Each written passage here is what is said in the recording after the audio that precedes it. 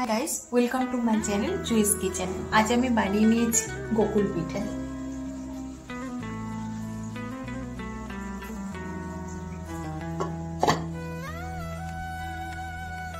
কিছুটা নারকেল নিয়ে নিয়েছি, যার মধ্যে আমি একটু গুড় দিয়ে দেব। আর গুড়টা দিয়ে ভালোভাবে মাখিয়ে নেব।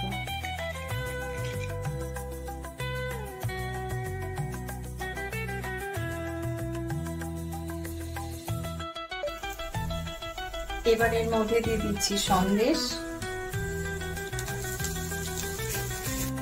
এবার ভালো করে নারকেলটার সাথে সন্দেশটাকে মিশিয়ে নিচ্ছি।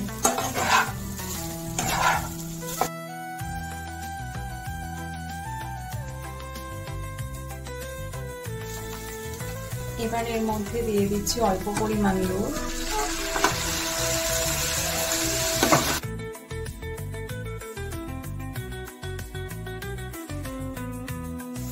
পুরটা রেডি হয়ে গেছে, এবার নামিয়ে নেব।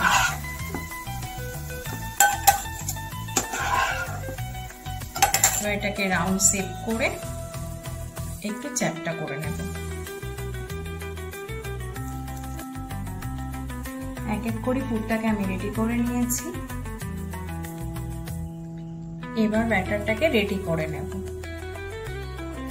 ব্যাটারটা তৈরি করার জন্য নিয়ে নিয়েছি কিছুটা ময়দা আর সাথে নিয়েছি দুধ, যে দুধটা আমি আগে থেকে নুন আর চিনি দিয়ে ফুটিয়ে নিয়েছিলাম। এবার আমি ময়দাটাকে দুধ দিয়ে মাখিয়ে নেব। আমি পুরোটা দুধ দিয়ে মাখাবো, আপনারা চাইলে জল দিয়েও মাখিয়ে নিতে পারেন।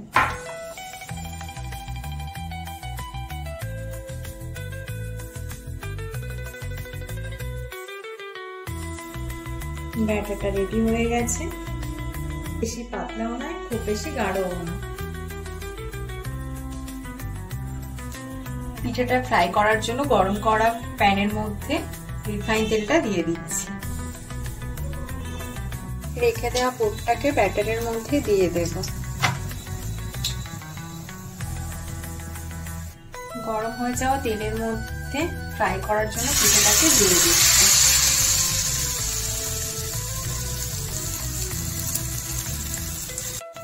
এক সাইড ফ্রাই হয়ে গেছে, উল্টো সাইডটা এবার ফ্রাই করে নেব।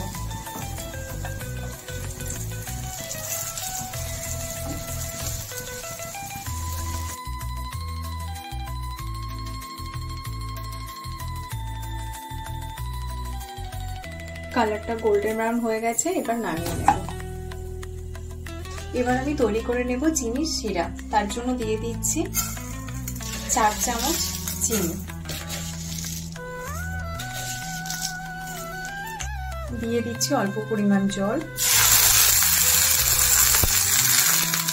এবার চিনিটাকে ভালো করে মেল্ট করে নিচ্ছি।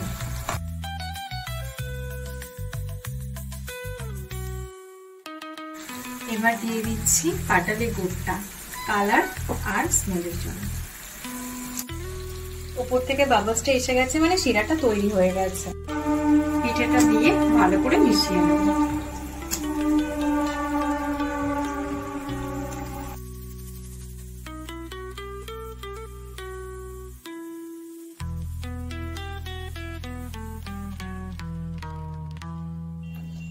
মেশানো হয়ে গেছে, এবার আমি পিঠাটাকে নামিয়ে নেব।